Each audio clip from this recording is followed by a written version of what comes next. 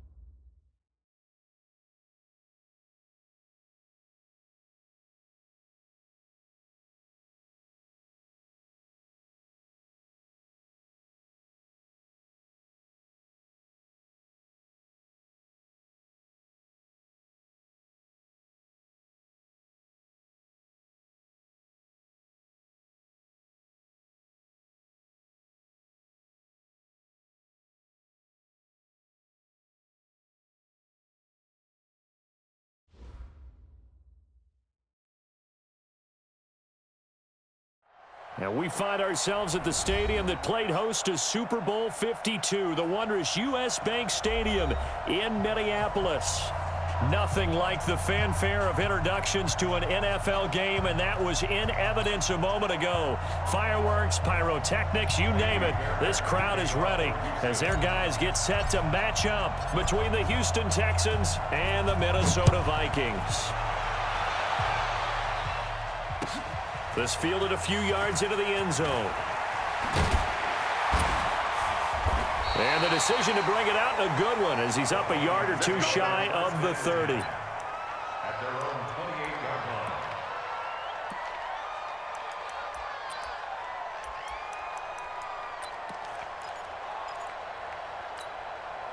Jahan, on Andy! 55, Mike. I got it. Now the first carry for Dalvin Cook. 9 yards is the pickup there, and they'll have a 2nd and 1. A nice run here early on. It doesn't take a great play caller to realize you want to establish a guy of his caliber with runs like this early because they'll pay dividends as the game progresses. The previous run, good for 9. Here's 2nd and a yard. Hey, Black. Here we go. On the ground, this is Leonard Fournette, and he'll be brought down shy of the 40 at the 38-yard line.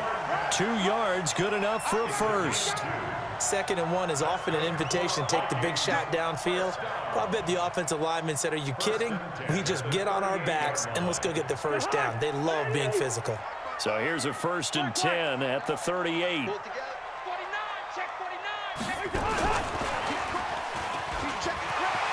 He's got a first down and then some at midfield. He's at the 30, past the 20.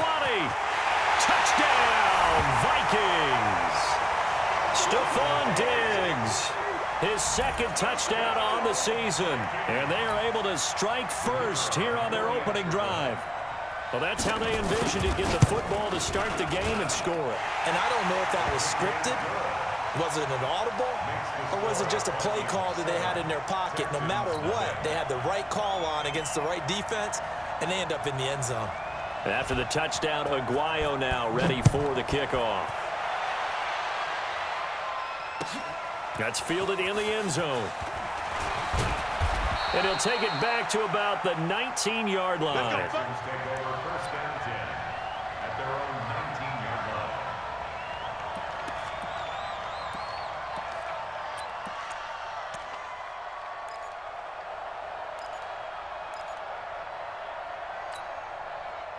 Watson will bring up the Texans here, 1st and 10 at their own 19-yard line. On the ground, this is Lamar Miller. Fights forward for only about a yard up to the 21. Well, we saw him there trying to get it to the outside, trying to get to the perimeter, but not a whole lot of room there. But there's got to be one positive to that. If you keep moving laterally, creases tend to develop as the game moves on, and they can run it back inside later.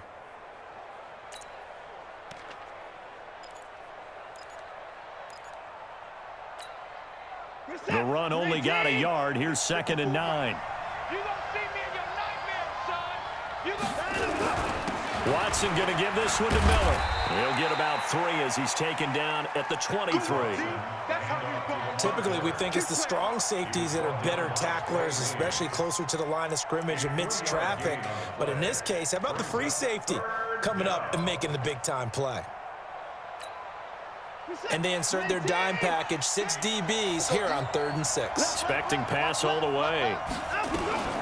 Watson with a give to Miller. And he gets it to the 32. Good enough for a first down. 3rd and medium, they opted to run instead of pass, and it worked. First down. How about that run? Picks up a first down. Note the enthusiasm in my voice. Remember, last week, AFC Offensive Player of the Week. I think he's trying to get another one in the fold. And you talked, watching film, a lot about his form and just hitting the hole, running north and south, as we like to say. And I think he's been doing that a lot recently. Squaring those shoulders and getting downhill. A nice burst there as they'll get about 7 that time on the first down run. 7 yards on the pickup there, and it'll leave them with a 2nd and 3. Last week, of course, the great performance, over 200 yards. He still wants to be fed. And they should. That's exactly what you should do. I have not yet met a running back that's run for over 200 yards that says the very next week, hey, let's back things up. Yeah, I don't need it as much. No, they want it more and more. They're going to be ready to go because they think that's going to happen naturally now. And he is going to be stopped cold behind the line of scrimmage. Officially, it will go as a 1-yard loss, and that's going to lead to a 3rd down. Up front, the struggles continue for this offense among the line. What can they do? Change the play calling? What? I think part of that, yes, changing some of the play calls, some screens, some draws, some misdirection. You want to run any type of a play that will influence these guys to continue to get upfield and find a way to use that against them and slip things in behind them. So some quick passes could work as well. And this is going to turn into another first down as the tackle is made at the Vikings 33. I don't care how many times we see it. I still get a kick out of watching quarterbacks and receivers do the pass tree in pregame warm-up. But I always remember that when we go to practices, we see that after practices as well. They really tune it up, don't they? They tune it up. They know why they do it for these situations. First down. And they build that trust, and that's why they're able to find him in this type of a situation.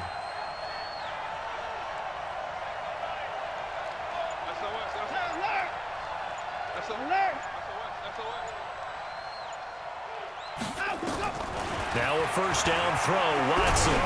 Ball hit as he throws there, incomplete.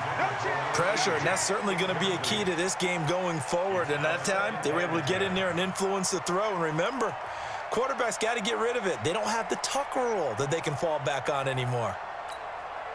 2nd and 10 from the 33-yard line. 65, 65. Throwing again is Watson. And that is incomplete. He couldn't hold on through the contact. Brings up 2nd down. So back-to-back incompletions.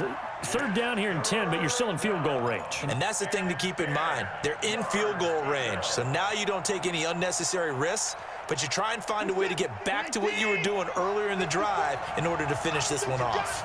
This offense was on the move. Now 2 straight incompletions have them looking at 3rd and 10. 54, right there. 54, Mike. Again, it's Watson. That's caught. It's Thomas. And he gets it all the way down inside the 10 and mark him at the 5. They're able to convert on 3rd down, and that sets up a 1st and goal. So another 3rd down conversion, and now they've got a 1st and goal. You ain't doing nothing today. You ain't doing nothing today. Mike 5-4. They'll try and run for it with Miller. And he'll get blown up behind the line of scrimmage, back at the 6. That's going to go as a loss of 1 on 1st down. Absolutely love the effort there. The ability to flow from his inside spot and stop that one at the line of scrimmage. Nice linebacker play.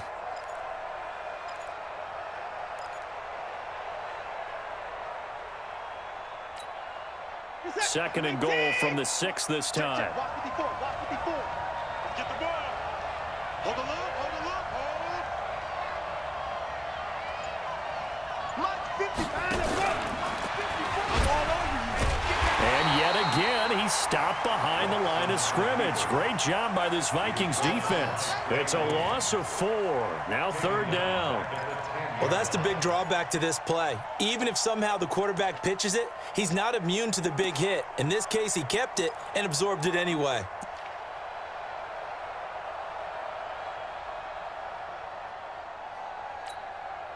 They've been stuffed twice here for losses. Now it's 3rd and goal.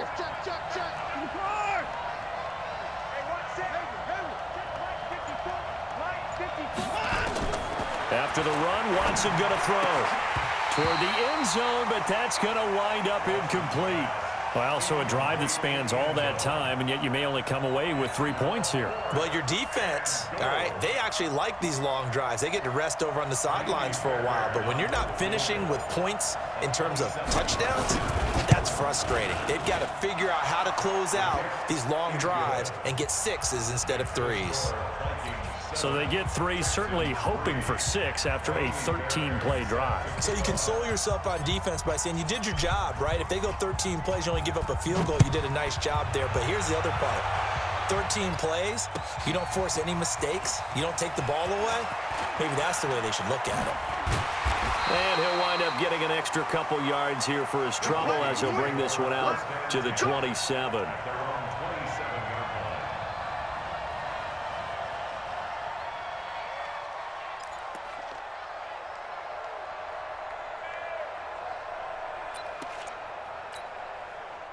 The Minnesota offense about ready to get this next drive underway. They had the touchdown on the opening drive of the ball game. It was countered by just a field goal. So, hey, if your guys can do that for 4 quarters, you're in good shape. Yeah, it is a team game, so that's just good complimentary football. But, you know, I know I'm no brainiac, but you trade 6s for 3s, things are going to work out in your favor. At the 28-yard line. Here's 2nd and 9, just a yard on that last run. Good route here. From the shotgun, it's Cousins. They'll find Goodwin here on the right side. And to the 36-yard line, taken down there after getting 8 yards.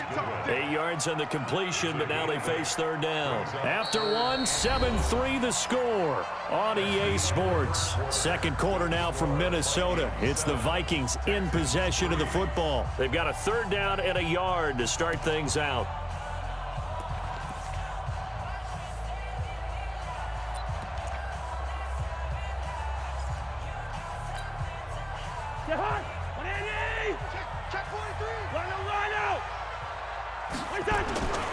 They'll run it. Here's Cook. And he slips up past the 45 before being tackled. It's a gain of 11 as the Vikings pick up the first. We don't talk about it very often, but sometimes there's a dip in intensity when you start the second half, which can manifest itself in some sloppy tackling. And how about right there? He ran right through that weak tackle attempt. Following the good run by Cook, here's another 1st and 10. Play action now. Cousins looking deep downfield. He's got it with the 15. Touchdown, Vikings. Stephon Diggs. His second touchdown of the game, his third on the year. And the Vikings are going to widen that advantage.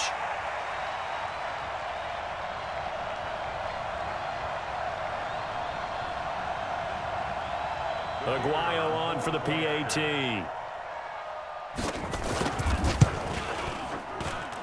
And this one's right through to make it a 14-3 ball game.